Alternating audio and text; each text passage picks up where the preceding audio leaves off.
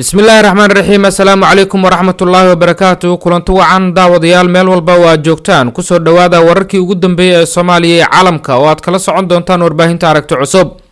qodobada aad ku maqli doontaan waxaa ka mid ah doorasho aan hore loo arag oo maanta ka dhacday magaalada dhuusamareeb ee xarunta maamulka galmudug. mid ka mid ah musharaxiintii u tartamayay aqalka sare ee baarlamaanka soomaaliya oo maanta khudbad dad badan la yaabeen ka jeediyay magaalada dhuusamareeb. musharax daahir maxamuud geelle oo rajaxumo ka muujiyay qaab xulitaanka maamul goboleedyada ee doorashada aqalka sare ee baarlamaanka. ra-iisul wasaaraha soomaaliya maxamed xuseen rooble oo shaaciyey in uu hami weyn ka leeyahay hogaaminta siyaasadda dalka soomaaliya. dadka qaadaya xanuunada caabuqa coronavirus oo sare u kacay waddanka norway. qodobadaas iyo kuwo kale ayaad barnaamijkeena ku maqli doontaan.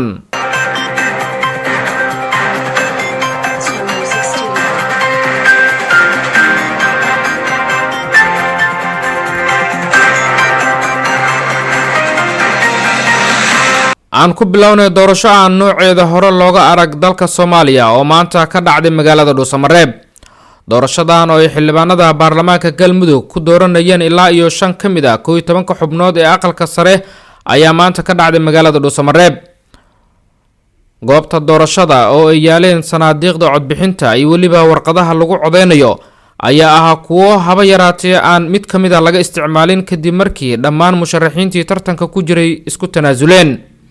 arrinta ayaa aheeday mid hadalhayn badan dhalisay una muuqanaysay mid hore loo sii qorsheeyay. arrinta yaabka ku abuurtay bulshada ayaa aheeday markii mid ka mid a musharaxiintii u tartamayay aqalka sare ee baarlamaanka soomaaliya ay khudbad yaab leh ka jeedisay goobta. wallaahi saxaaq waxaan u tanaasulay eedaday duniyo dadkii cusbaa anay la midka ahaayo dhan waa tageen maxaa meesha ka qabanaya xaq maaha eedada inaan meesha ka reebo welcome eedo. sidoo kale qaar ka mid ah musharaxiintii ku soo baxay aqalka sare ee baarlamaanka soomaaliya ayaa gabagabadii kulanka goobta ka hadlay. xildhibaanada ee nagu sharfay sidii madaxweynuhu maadaama uu noo soo gudbiyey ayaguna codkooda na siiyey waxaan leenahay walaalayaal waad mahadsantihiin ma hilmaami doono kalsoonida aad na siideen mar labaad iyo mar saddexaadna waan kaga mahad celinaynaa. dadka reer galmudug ee naloo soo doortana biidni illaahi waxaan samayn doonaa waan u shaqayn doonaa ummadda soomaaliyeedna u shaqayn doonaa. waa mahadsantihiin. asalaamu calaykum waraxmatullaahi wabarakaatu. dadka soomaaliyeedba inaan idhaahdo waa mahadsantihiin. waxaana rajay doonaa ama aan ka fakeri doonaa inaan waktigayna inta hartay aan dadka gelino. waxaan u shaqaynaynana waa ummadda soomaaliyeed gaar ahaan waa reer galmudug. maalin dhaweedaan sheegayo dadka degaanada anigu kursiga aan ku fadhiyo maanta lay doortay waa kursi 11 qabiil ama waa sida kale haddii loo dhigo waa kursi 89 xildhibaan. marka intaasaan ka dhex shaqayn doonaa maaha kursi qabiil gaar u leeyahay oo reer hebel kursigoodii la leeyahay maaha. maxaa yeele degaan doorashadaasaan hadhowna codka rabi doonaa mar kalena way istijaabi doonaa bal inay dadku cod iyo ogol yihiin in kale markii doorasho qofii coda la gaaro waxba ay dhiman. marka mar kale waxaan rabaa inaan ilaa aad iyo aad u mahadsantihiin dhammaantiin. waxay rabaan inaan maanta halka ku quustoon tago sidii Siciid Siyaad oo kale inay qofi daba joogta lama arko. marka saasaan isaga joogi rabaa. aad iyo aad u mahadsantihiin dhammaantiin. billahi tawfiiq. الرحمن الرحيم أولا إلهي بما هذا أستغناتي هل كان اسبوقها يا كياني وهنا ما حد علينا يا مرت شرف تكسو قيب قش الدورة شدا ما أنت سنة ترى قلب دول جود دورنا يا جودي شقده فنان تقوى قدوميها يا قالها بارمان كقلب دول حجنا ديسة سيدا يودع دهنا إن دورة شدا شرفت له فنان عدالة سنان تقول عضي وحن كل هاد علنا قبل يعني يدد وها قدر يتنشأ إذا هاد علنا يا madaxweyne axmed qoorqoor ayaa looga fadhiyaa inuu soo dhammaystiro kuraasta harsanta oo mid ka mid ah ay ku tartamayaan siyaasiyiin aan la loodin karin gaar ahaana kursiga dhex yaal senator cabdi qaybdiid iyo weliba madaxweynihii hore ee maamulka galmudug xaaf. qodobkeena kalena waxaanu ku eegi doonaa musharaxa madaxweyne daahir maxamuud geelle ayaa rajaxumo ka muujiyey qaab xulitaanka maamul goboleedyada ee doorashada aqalka sare ee baarlamaanka soomaaliya. daahir geelle oo maanta dalka dib ugu soo laabtay ayaa sheegay in arrintaa keeni karto cadaalad darro dib u dhac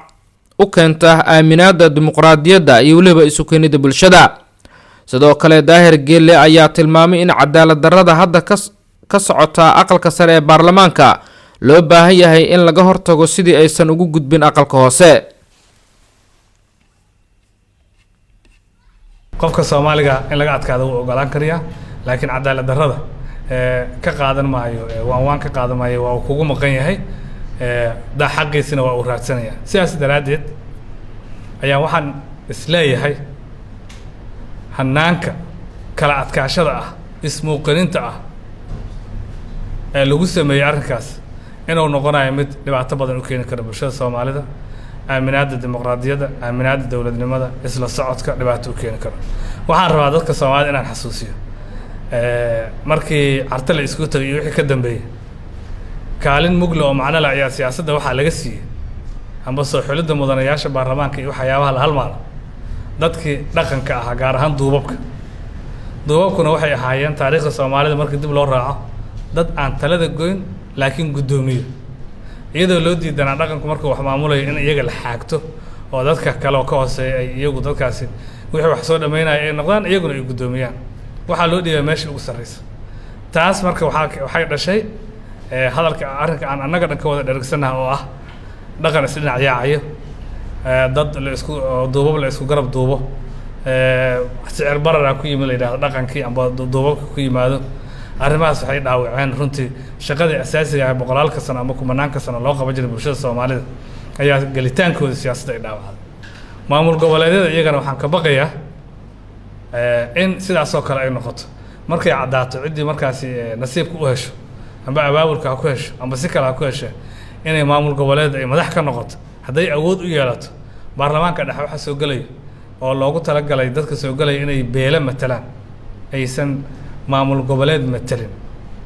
aysan degaan matalin ay abtir matalaan 4.5 wax loo qaybsanayo markii ay cadaato awooddaas inay ka wareejinayaan dadka dhali ahaanta u lahaa waxaa imaanaysa iyagana in lagu soo jeeso duufaanadaas baan uga baqaynaa.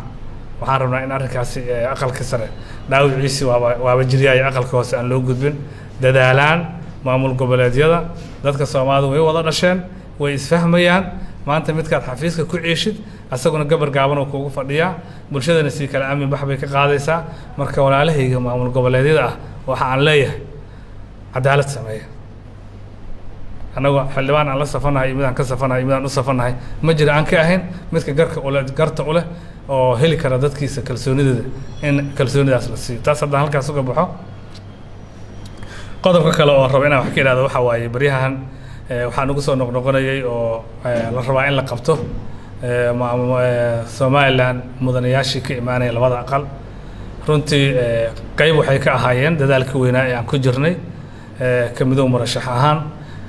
in dalkaana doorashada xor iyo xalaal ay ka dhacdo dadka xaqa u leh inay wax doortaan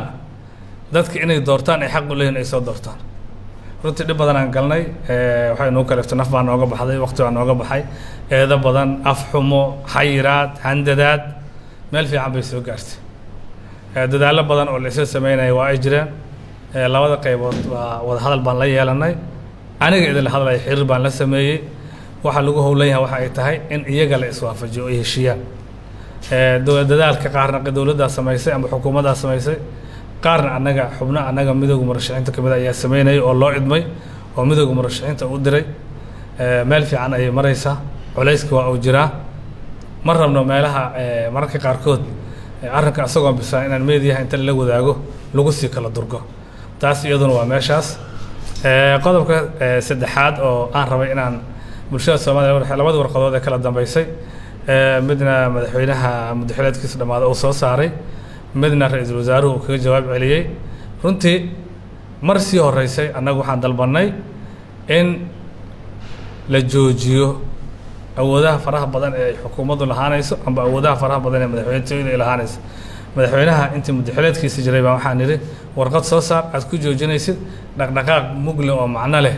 oo la sameynayo dalka laga sameynayo. warqadaas maalinka xaq u lahaa oo awood u lahaa oo ay ku habooneed oo asaga ay taabanaysay sooma aanu saarin maalin asaga madaxweynaadkiisa u dhamaaday oo su'aalo badan oo qaanuuni oo dhab ah ay ka taagan yihiin joogitaankiisa madaxtooyada uu joogo ayuu soo saaray. marka waxaa ku qoran waxaa ka muhiimsan cidda soo saarayso dekareeto madaxweyne qofku wuxuu soo saari karaa markuu madaxweyne yahay muddo xileedkiisa uu ku jiro xayndaabkiisa dastuurna u dhex taagan yahay haddii wuxuu dastuurka ay ka baxsan yihiin dekareeto maahayn waa warqad qaldan oo in la saxa u baahan haddii muddo xileedka ay dhammaatana waa warqad aan jirin markaas oo cidaan shaqo ku lahayn ay soo saarto dhanka kale xukuumadda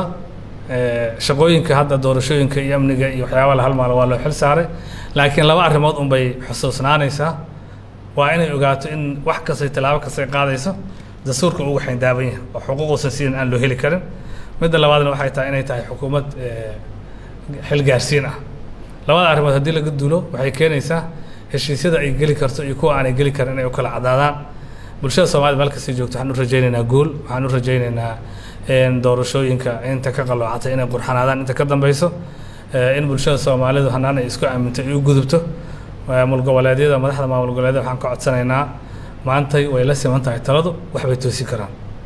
maalinka ay kula siman tahay haddii aadan toosin aad qalloocisid maalinka xiga waa maalin aysan kula sinayn qaabdaradeeda iyo xanuunkeedana adigana meel buu kugu sugaya maalinkaas haddaad toosina waa abaal ku yaallo iyo ajir ku yaallo iyo qadarin iyo qiimeyn bulshada soomaalidu ay ku siin doonto arrinka Soomaaliland si aan ugu jirnaa xukuumadana waxaan taageersanahay inay hawsheeda wadato ayna ogaato inay ku xayndaabantaaysan mararka gudbi karin dastuurka waajibaadka iyo xuquuqda uu siinayo iyo inay tahay ku meel xilgaarsiin ra-iisul wasaaraha Soomaaliya Maxamed Xuseen Roble ayaa shaaciyay in hami weyn uu ka leeyahay hogaaminta siyaasadda dalka Soomaaliya